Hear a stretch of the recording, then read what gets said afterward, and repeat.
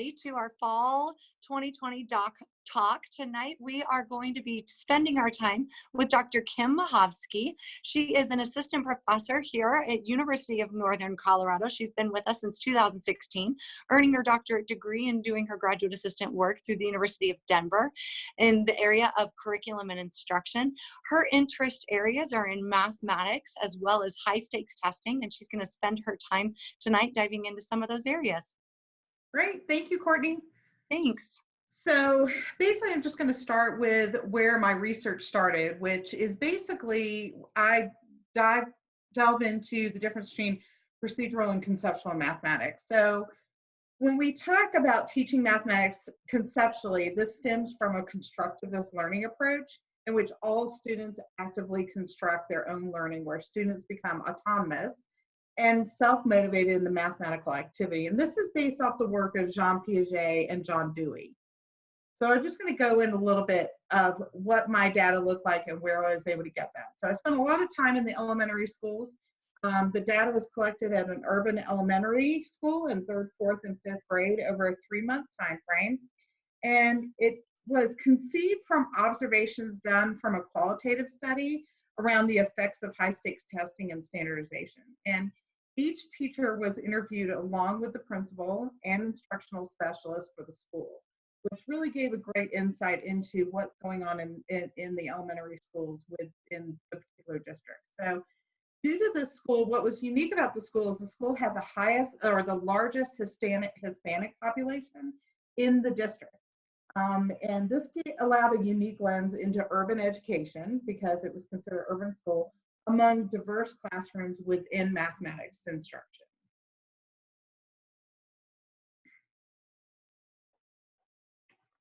So just to give you a little bit of idea of my research and how I like to develop my research and present it, I use a method called educational criticism and connoisseurship. And this research method this was conceptualized by Elliot Eisner as a qualitative research grounded in the arts and humanities.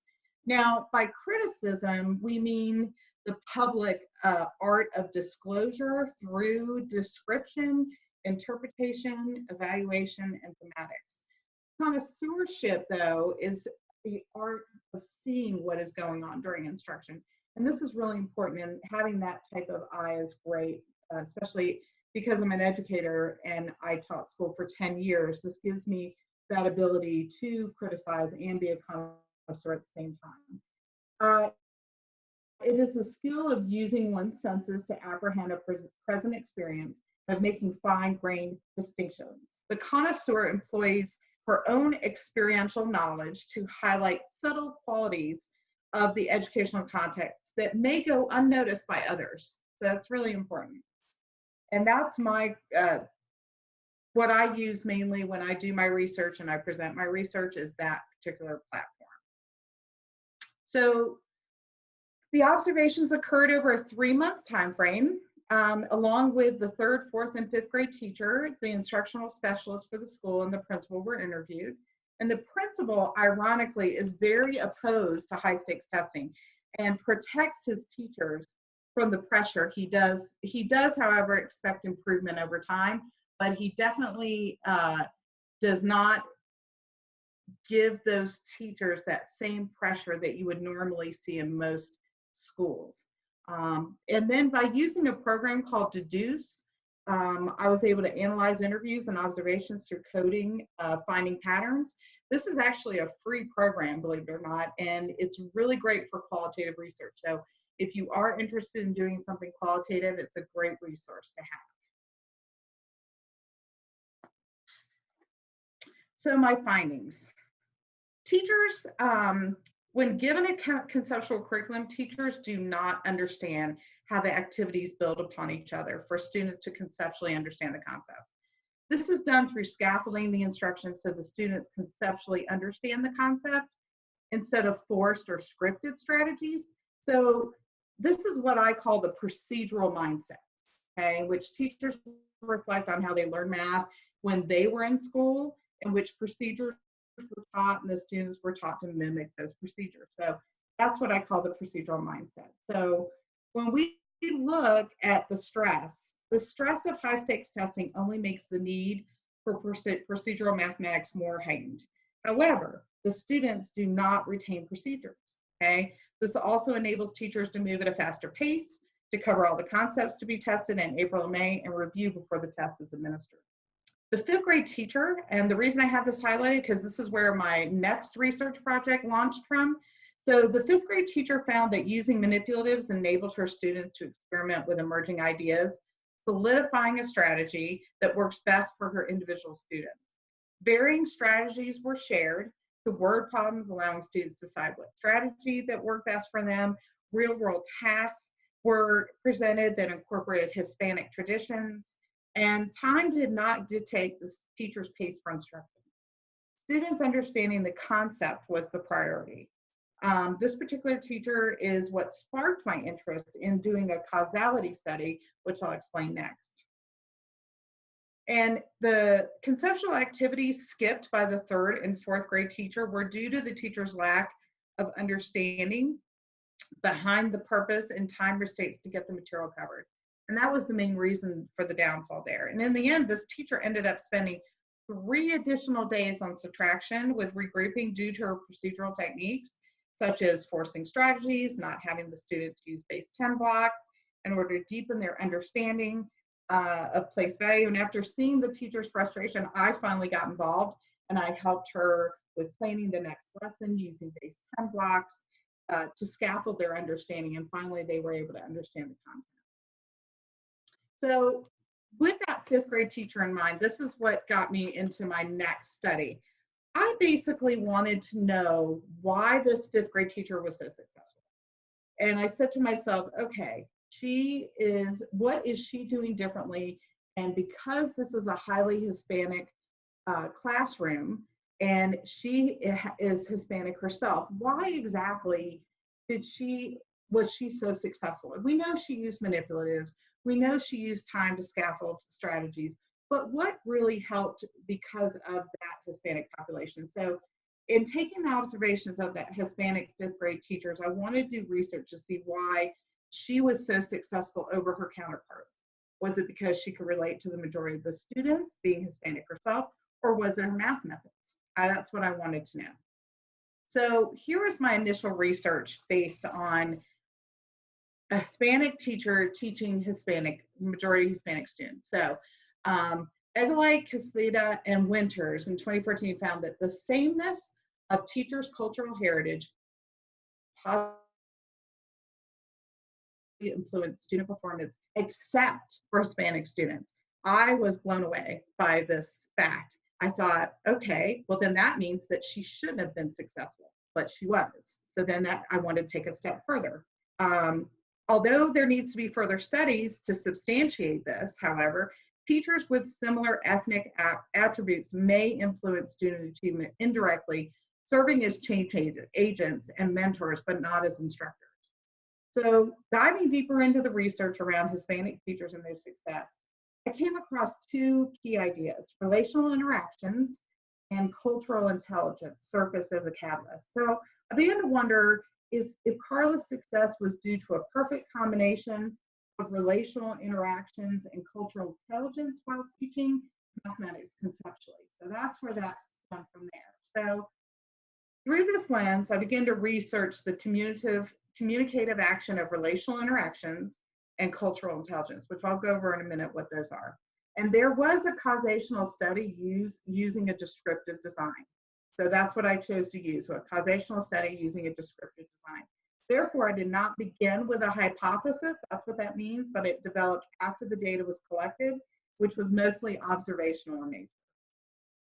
So let's talk about cultural intelligence first. There's a 4-factor model for cultural intelligence. First, there is motivational CQ, or cultural intelligence. That's the acronym for cultural intelligence that they use. Collins, Dyer, and Pearson conducted a study on cultural intelligence as it relates to the effects of principal and teacher cultural intelligence on Hispanic student achievement. They define each of the CQs as it relates to this student population. So motivational CQ is fundamental to a teacher's drive. So was this Hispanic teacher, was she driven for these students to do well?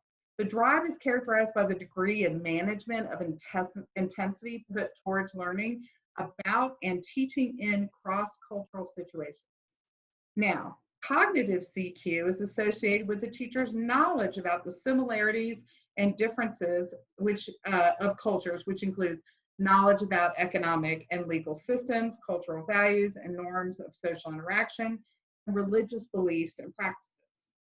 The metacognitive CQ deals with strategy, which is the process that a teacher uses to promote and to understand cultural knowledge, specifically one's ability to think about their own thought processes and bring into play their own cultural knowledge, which she was able to do, to discern a different cultural situation, solving problems in that context. So that's that whole idea of bringing in stories about her own culture and how she grew up. Behavioral CQ is the fourth component, and it involves action. It includes the teacher's ability to accommodate verbal and nonverbal behavior to meet specific cross-cultural situations. So let's look at the whole here. If we look at relational interactions and cultural intelligence, then we have what Carla did. Carla was if you look at the relational interactions, that includes addressing behavior, framing mathematical ability, acknowledging student contributions, attending to culture and language, and setting the emotional tone. And then we intertwine that with cultural intelligence, which brings about Carla. Carla was confident everything she did in mathematics. She attended to and knows Hispanic culture. She tutors in students' homes. She was compassionate about the community. She tells stories as it relates to math and lets students speak in Spanish for math discussions. So that is what I came to conclude is why she was so successful in the math classroom with her students with math. And Carla was able to draw on cultural resources by designing mathematics instruction to integrate home practices and embedding the students' home language. She allowed the students to have conversations in their own home language and discuss and talk about their thinking. And by using manipulatives with every fraction lesson, the students were able to test emerging ideas without language being a barrier. And no other teacher on the grade level was utilizing manipulatives. But Carla's relational interactions and cultural intelligence heightened the students' success with the manipulatives. So Carla set the tone by establishing her expectations of what it means to do math, such as sharing personal stories of her childhood, working with her dad, replacing shingles on the roof, measuring wood, etc. And the real world application would add to her instruction, giving the students purpose. So this is the last part of my passion for teaching in the classroom as well as mathematics. This particular award-winning blog is what I have become a part of, and we have a whole team. And so what began as an idea has basically turned into a movement. For some time now, public schools in America and the people who work within them have been under attack. And this attack comes from negative media attention, politicians, and public policies aimed at punitive measures to fix the nation at risk and that we're leaving children behind. So the Tales of the Classroom is what I'm part of. This is a team is made up of former and current K-12 public school teachers and scholars, including myself, we spend countless hours in the public schools across the nation who believe that public schools are not the cesspools that they are portrayed to be. So we decided to put our time and money where our mouths are to look at the state of American public schools. Our goal is to hear from students, teachers, administrators, and those in schools as to what their experiences are like. And part of this is we've written a book. We use the site in our forthcoming book. It's going to be called Tales from the Classroom, How Public Policy Really Affects Our Schools, which I wrote a chapter on. And in this particular book, what's great is there's all different types of research platforms that are used. Of course, I use EdCrit is what I call it. And it's using vignettes. And with those vignettes, it's like telling a story about what you see in the classroom as that connoisseur and critic and writing a story so that the person who is reading the research can actually put themselves in the teacher or the researcher's shoes to see what it's like, but it's also using lots of little metaphors and things so that we can relate to what's going on in the classroom, the feelings and how the teacher is feeling. And it was really a great experience for me. So I'm looking forward to that book coming out soon. Um, our team of 15 scholars, we examine elementary, middle, and high schools in rural, suburban, and urban districts across the United States in order to create this book. And each researcher or scholars wrote a chapter. So we're looking forward to that coming out. We have a social media platform. We also have our blog and our podcast, Tales from the Classroom, to share stories with you and to tell a story of how public policies are really affecting schools. And you're welcome to go. There's the website at the bottom. We are an award-winning blog, top 20 award-winning blog for education blogs. And you're able to go in there. What's really cool is that we have research renderings in the library. So as educators, as we all know, we write these articles and the chances of them being read or we get them published is very small. Our people that read it is very small and that we can make an effect with. So this research rendering is basically taking a very large article and condenses it down to about 250 words and lets them know what the thrust of the article is. And if they are interested, they can continue reading and go to that actual article. So this is a great resource for teachers because as teachers in the classroom, we barely have time to grade papers, better yet, try to read research articles. So we want to tell the tales of what's really happening in schools by sharing the voices and stories of those working in or with the children in our schools and these are peer-reviewed blog posts. I do want to stress that. These are peer-reviewed. And the research renderings, as I said, they're boiled down to 250 words. And so teachers and stakeholders can be up with the latest of what's going on in education. And that kind of covers the breadth of my research and what I'm doing. And if you guys have any questions or comments, I welcome them. Well, I'll go ahead and jump in. Thank you very much for the discussion. I was wondering if you could possibly elaborate. I pulled a little bit off of your UNC bio, and then also just from what you just talked about. You know, I'm teaching third grade right now, and I find myself caught between a constructivist curriculum and a behaviorist approach, a standards-based approach. And Right. And so what ends up happening is that, you know, I feel like, oh, yeah, we've got a pretty good, decent curriculum. However, how things end up coming down from the county, then the district, and then to the school, things start becoming very formulaic and repetitive, and then we start losing, you know, the student-centered and constructivist philosophy that was really pushing the curriculum initially. Everything is now being aligned to standards, and with the purpose of you know, now with the high stakes testing, which are supposed to be standards aligned also, which, you know, that can be open to interpretation too. So I guess I'm wondering what further you might have to say about that, and also I was really curious about the research that you have and the effects on teachers with high stakes testing, because you know, we see the unfortunate effects. I do, you know, anytime I administer a test, especially with a third grader. But I am very curious about what teachers experience and what you come across.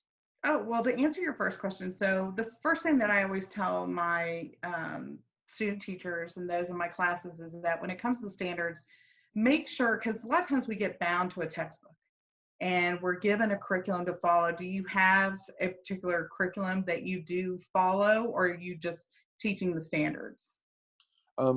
It's kind of a mix where they they have deconstructed the curriculum, the Hmm. math investigations, and so that was Okay. it's kind of been deconstructed. So they have moved different units around. It's kind of like they're making it their own. At the Okay. same time, trying to specifically address the state standards, which I would say the impression is that they feel in doing so, they're going to do better on the standardized test, the end of grade exam for Right. the third graders. Yeah. Right. I would say, make sure that the whatever standard or whatever curriculum or lesson that you're doing, first of all, aligns with the standards. That's the first thing I tell my students to do. A lot of times they get caught up into the curriculum and what they're doing, and 9 times out of 10, they're teaching a lesson that is not aligned with the standards at all. They shouldn't be actually be teaching it for their particular grade. If you have that set up where they have already figured that out and they've made it so that it's kind of piecemeal together, then I would say the necessary thing to do is to make sure that you are scaffolding it and and making it so that the students are learning from the bottom up. They a lot of times these students, like, just because they come into third grade doesn't mean that they have mastered the second grade standard.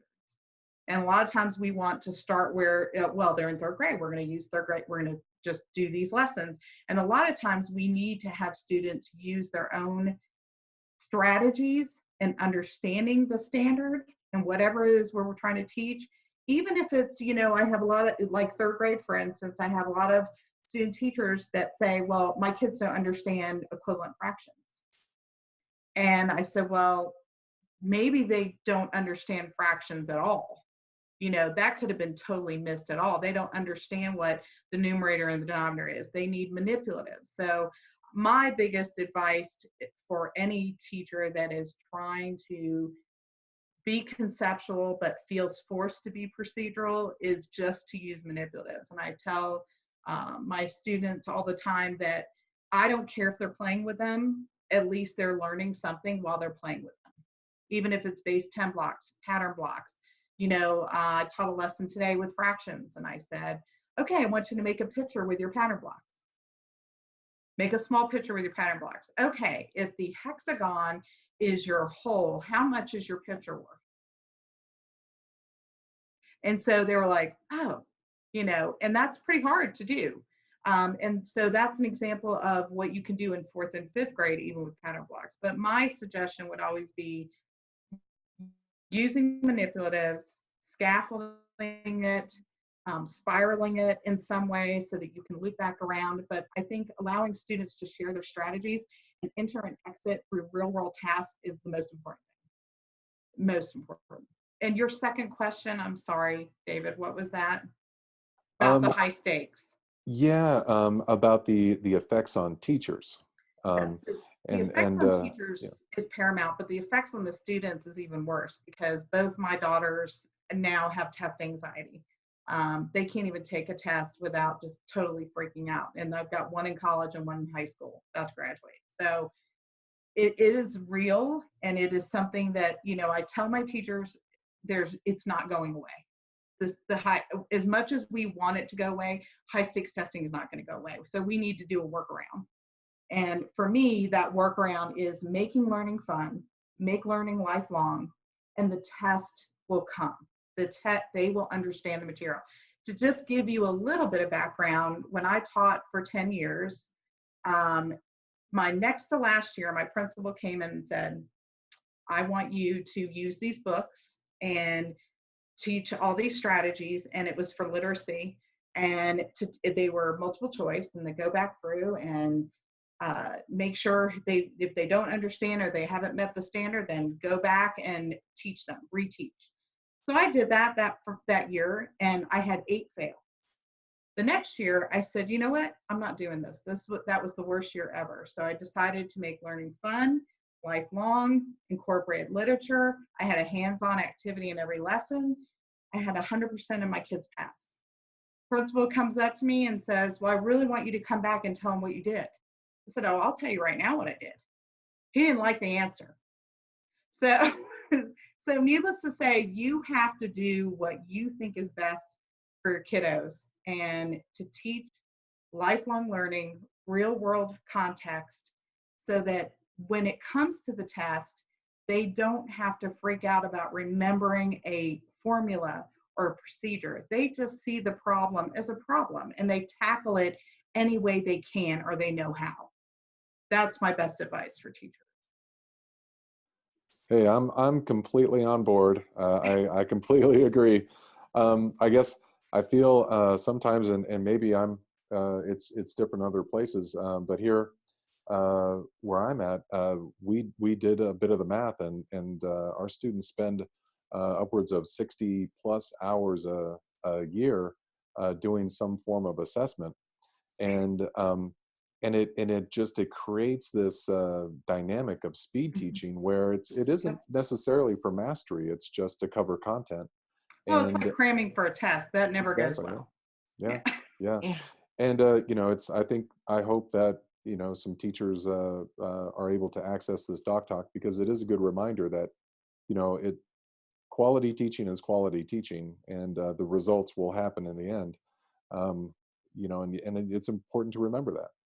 And I try to tell my teachers over and over again, it's like, look, I've been where you've been. I know where you're going, and I can tell you it works. I did the action research. I can tell you that what I did worked. So just trust me.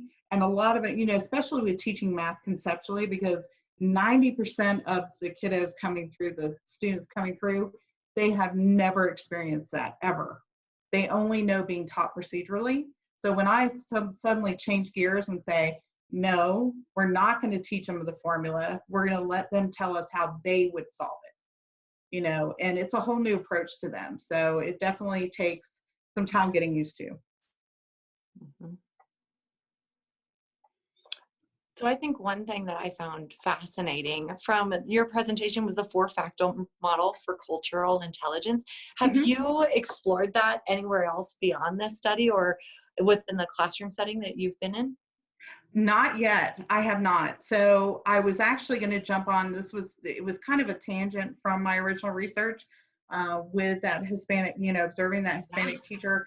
I kind of want to dive into a little bit about now going to go towards analyzing college students, examining student strategies and what they think is correct. One in particular is watching a student solve a fraction problem, actually, and how they interpreted what the student did. And I have about 100 results that I need to analyze, and that's kind of going to be my next step. But I didn't really go much further with her because I want to get the book out before I kind of delve in any further in that, because I did do a lot of vignettes on her. Yeah, it's fascinating. It was a neat kind of tie that you made within your study. Well, I thought it was fascinating how the research states that sameness of teacher works with everyone but Hispanic. And then here I had this Hispanic teacher that was knocking it out of the park. Her scores were amazing, on high stakes tests, everything in her classroom. I mean, it was crazy. So that really, when I saw that, I was like, okay, now I got to really figure out what's going on. Yeah. So I think one other question that I have is so many of the students that watch our doc talks and check back in at later dates are doctoral students who are in the process. Mhm. And so one thing that I would ask is one piece of advice that you might have for someone who's beginning to embark on their research studies. So I actually am a co-chair for a dissertation committee, and there's a great book that I love. I'm gonna go grab it real quick.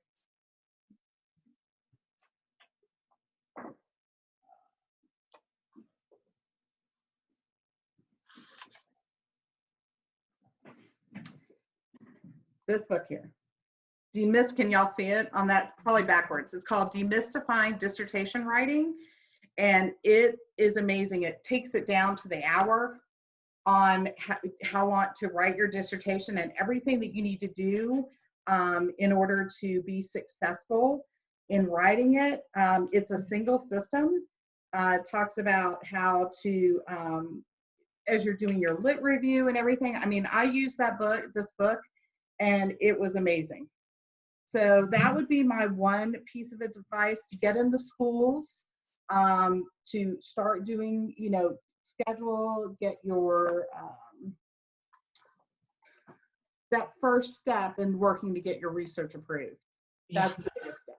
So that's probably the hardest thing. I happen to have a really big in with a district because I did research at DU. So that helped me a lot, but getting into the schools to do research is harder and harder. I'm sure David knows that as well. Yeah, that's actually what I'm in the process of trying to navigate right now. Yeah. Yes, and they're making it more and more difficult to get into the schools. So start on that early. I Will think that's do. great advice for anyone who's watching. If you are planning on doing any kind of research within a school district, sometimes it's a back and forth, and the district is waiting for something from UNC and they can't give it until UNC gets something from the district. And so it doesn't mean you can't get your research done, but definitely picking research committee participants and professors who've walked through that process and understand some of the nuances is a huge benefit. Yes, and unfortunately, I guess that because this particular doctoral program, they come from all over, all different states, correct? Yep, correct. Yeah, so you're going to have to know that. I would strongly suggest going to the website for the district you're interested in, because they do have a research link. Like if you're interested in doing research, they usually have a link and tells you the whole process you have to go through. So look at that early and kind of don't put all your eggs in one basket. Look at 3 different districts, because if you get declined in one district, you've at least already started the process in the second one.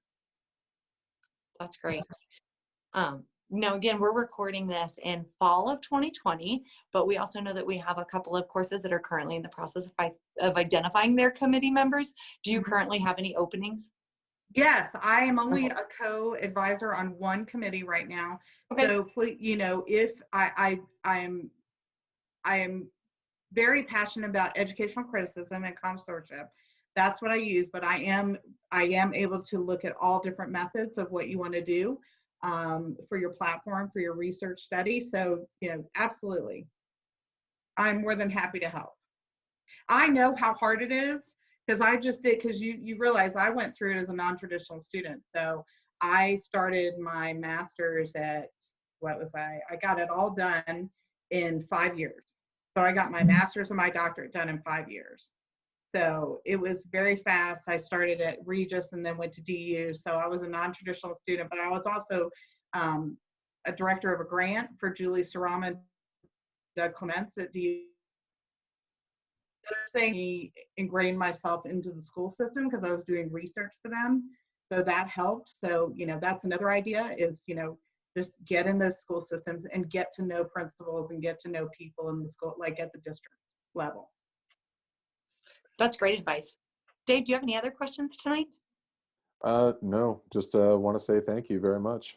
Oh, well, thank you. I thank you so much for allowing me to share my research and to be a part of Doc Talks. And I look forward to hearing from anyone that has any more questions. Feel free to share my